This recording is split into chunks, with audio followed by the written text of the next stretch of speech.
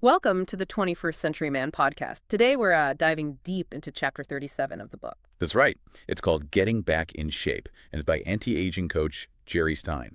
And it tackles something I think a lot of us feel, that sense of being, well, overwhelmed, like John, the programmer Stein mentions. Long hours, fitness kind of goes out the window. Yeah, that feeling of where do I even begin? It's a common hurdle. Exactly. So our mission here is to unpack Stein's advice, pull out those really actionable strategies you can use to, well, get started without feeling completely swamped. We'll look at where to start, that crucial early stuff people often skip. Right, and how to actually listen to your body and, the payoffs down the road. Okay, so getting started. What's great is Stein immediately says, look, it's your choice. He doesn't dictate one single path. Yeah, he lays out options: weight training, jogging, brisk walking, yoga, swimming, pretty accessible stuff. And smartly, he suggests, looking back, what worked for you before?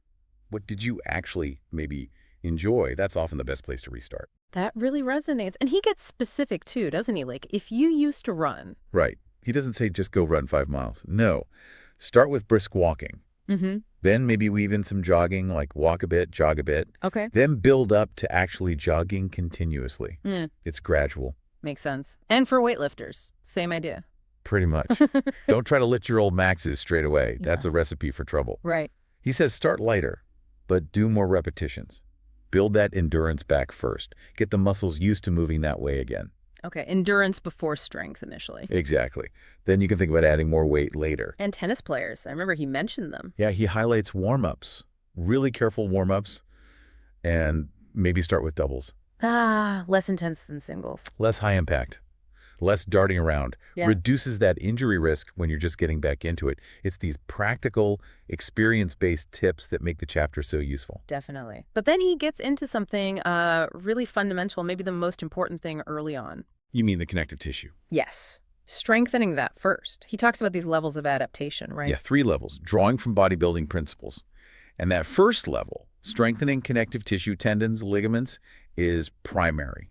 It's crucial. And the timing difference is staggering. It really is. He points out that connective tissue rebuilds way slower than muscle, only about 25% the rate. 25%. Okay, let's unpack that because it's huge. So your muscles might feel like they're getting stronger pretty quickly. Yeah, you get that initial feedback, that feeling of tone, maybe a bit of pump. Right, and you think, okay, I'm ready for more. Exactly. But the underlying support structure, the tendons and ligaments, they're lagging way behind. 75% behind based on that rate. Precisely. So if you ramp up the intensity too fast, based on how your muscles feel, You're basically asking for an injury. You're overloading those unprepared tissues. that's the danger zone. The takeaway is huge. Your foundation takes 4 times longer to build than the muscle sitting on top. Patience isn't just nice. It's, well, essential for avoiding injury. And he's clear this isn't just for, like, heavy lifters or sprinters. No, absolutely not. Even if you're starting with brisk walking or swimming or yoga gentler stuff, you still need to give that connective tissue time. The principle holds. So how do you do that? How do you strengthen it safely? Start easy. Like really easy. Activity levels that feel almost too simple. Focus on good form, full range of motion, just getting the body used to moving correctly again. And for people coming back from, say, health issues. Even more caution, start super moderate, no strain. It might not even feel like a traditional workout at first. But any activity counts. Any activity starts the process. Then, slowly, you increase. Frequency first, maybe, then intensity, then duration. Let the body adapt. It's about repetition over intensity initially. Yes. Use repetition with lighter loads or lower impact to build that tissue strength and protect the joints. Not high-intensity stuff right out of the gate. And being kind to yourself in the process. He mentions that too. Oh, absolutely. That temptation to jump back to your glory days fitness, Yeah.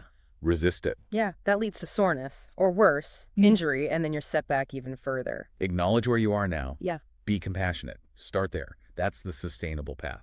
Okay, so moving on, he talks about avoiding injury when you're exercising solo. This links to body awareness, right? Exactly. It's a big shift in focus. Not just about the numbers, reps, miles, whatever, but about tuning in to your body. What's it telling you? Like listening to the feedback signals. Yeah. The goal is to exercise in a way that actually enhances that awareness, Makes you more sensitive to physical sensations. He mentions that sometimes people who are, out of shape or maybe have very sedentary jobs can lose that connection a bit. Right. Or mentally demanding jobs. That Picasso quote he uses is interesting, leaving the body outside the studio door. It illustrates that disconnect. So what's the practical step? Start every session with a check-in and a warm-up. Simple, but effective. And he gives examples like slow stretches. Yes, slow, relaxed stuff, gentle forward bends, slow, deep knee bends, easy arm circles, gentle torso twists, nothing aggressive. And the point isn't just loosening up muscles. No, it's about feeling. What's working? What feels stiff? What feels okay? It's a mental scan as much as a physical preparation. Like taking inventory before you start. Exactly. And you Yeah. can use that check-in over time, too. Are those tight spots improving? Or maybe getting worse? It guides you. So you bring that mindfulness into the workout itself. Yes, constantly asking, how's this feeling? Is this getting to be too much? Mm. And being willing to adjust, back off if needed, stop if you have to. Maintain that conversation with your body. You got it. And the bonus, Stan points out, isn't just safety. Research suggests exercising with more awareness can actually lead to better results. You're working smarter. Okay, but what if you're already dealing with an injury? Then professional guidance is really key. Stein strongly recommends working with a physical therapist, a good trainer, maybe a chiropractor. And those warm-up and check-in phases become even more vital? Absolutely critical. You need to be extra attentive. He also touches on age, doesn't he? How recovery changes. Yeah, generally younger folks are less prone to injury, recover faster. Older men, he notes, experience natural changes in tendons and ligaments that can increase risk and slow down healing. It's just a biological reality to be aware of. So the advice is really, respect where you are now, step by careful step. Hey, listen to those warning signs. Pain isn't something to push through, especially with an injury. It means slow down, modify, maybe stop that particular movement. Focus on what you can do without aggravating it. Right. And keep the overall intensity low when injured. That helps promote healing circulation around the area without stressing it further. Respect limitations. Don't exceed them. He explains pain really clearly. It's a warning signal, damage, loss of function. It's telling you to back off so healing can happen. And that applies to injury pain, but also chronic stuff like osteoarthritis pain. Listen to it. What about anti-inflammatories? He has specific advice there. Yes, very important. He suggests taking them after your workout is better for recovery. Not before. Right. He cautions against using them before just to mask pain so you can push through. That's risky because you can't feel the warning signals. Ah, I see. But they can help afterwards with inflammation and soreness. They can be beneficial for recovery, yes. No. And he mentions there are both OTC and nutritional options, pointing to the resources section for more info. It's clear he's aiming for a really thorough guide here. Definitely comprehensive. Okay, let's shift to the payoffs. Why go through all this careful easing in? Well, Stein says it leads to a more focused, grounded approach overall.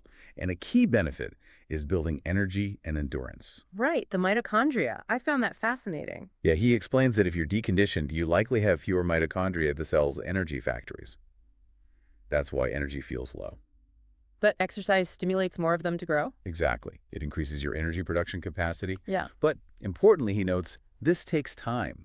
It's not overnight. Unlike elite athletes who've built up tons over years. Right. It's a gradual adaptation. And longevity. He mentions that Stanford study. Yeah, the long-term runners study. He presents it as, real-world human evidence linking consistent exercise to living longer. Okay, but sometimes steady, low-impact exercise can feel, well, boring. He gets that Mm-hmm. and offers practical ways to stay engaged. Listen to audiobooks, podcasts, upbeat music. Exercise outside if you can. Definitely. Fresh air, changing scenery helps. Or even watch TV or videos if you're on a stationary machine. Whatever works for you. Find what keeps you showing up. And he mentions the power of inspiration, watching inspiring sports stuff, martial arts, Olympics, athlete stories. Mm-hmm. The main point is, let the exercise engage your body where it is now. Trust that consistency will get you there without forcing it, without strain or injury. And mixing things up, cross-training. Hugely important, he stresses, especially as you get older, to prevent overuse injuries. Like doing different things on different days. Yeah, jogging plus yoga, Mm-hmm. or resistance training, swimming during the week, maybe biking on weekends, or just choosing based on how you feel, exploring outdoor options too. The key is avoiding doing the exact same repetitive stress all the time. Precisely. That's how overuse injuries happen. And his practical tip, schedule it. Put it in your calendar like any other appointment. Makes it harder to skip. What about the mental side? Missing days. Ah, yes. Letting go of criticism. He says be forgiving. If you miss a day or a week, don't beat yourself up. Like with meditation, he says, just return to the practice. Exactly. Gently come back to it. No judgment. He even references David Burns' feeling good for more on handling that inner critic. That's helpful. And using resources, videos, Oh apps. yeah, he highlights the explosion of online resources. Instruction, encouragement, tracking. It's all out there. So you can search for specific things like yoga for beginners or cross-training plans. Yep, and filter by level. Super helpful. Yoga, Tai Chi, Qigong videos, great ways to try things out. Find what clicks for you, and it's often cheaper than a trainer. For sure. Great source of new ideas too. And finally, keeping a journal. He recommends it. Simple notes, soreness, progress, stiffness, or use one of the many tracking apps. Some trackers even monitor pulse and stuff. Right, giving you more data. And it's not just for you, it's useful info if you do work with a trainer or therapist later. Plus, the act of tracking itself helps with accountability. Totally. It Wow. can be rewarding just seeing that record build up. This chapter really covers all the bases. It really does. So, summing up the key mindset shift, it's about tackling that gap, right? Between the ideal fitness goal and where you are now. Yeah, and acknowledging that a super fast transformation just isn't realistic. He's very clear on that. So, the starting point has to be compassion, acceptance. Exactly. Compassion and acceptance of your current state. Knowing you won't push too hard, lift too heavy, run too far right at the start, Respecting that risk of injury or just getting cripplingly sore. which just sets you back. Yeah. So you accept the need for a slow start, adjust your expectations, make goals realistic. And stay present. Be mindful during the activity. Maintain that thoughtful, accepting view of yourself through the whole process. That's the foundation for sustainable change. It's such a practical and, frankly, kind approach. It is. And the resources section adds even more practical tools. He briefly covers anti-inflammatories, and post-exercise use. Connective tissue support supplements. Yeah, things that might help restoration and strengthening, especially if you're increasing intensity or rehabbing. He also mentions nutrient support, amino acids for recovery. And the basics, good food, good sleep. Crucial. Sleep is when repair happens, when mitochondria regenerates. He also touches on body work like massage, PEMF devices for recovery, foam rollers, lots of supplementary info. Wow. Okay, this has been a really fantastic deep dive into Chapter 37 of The 21st Century Man.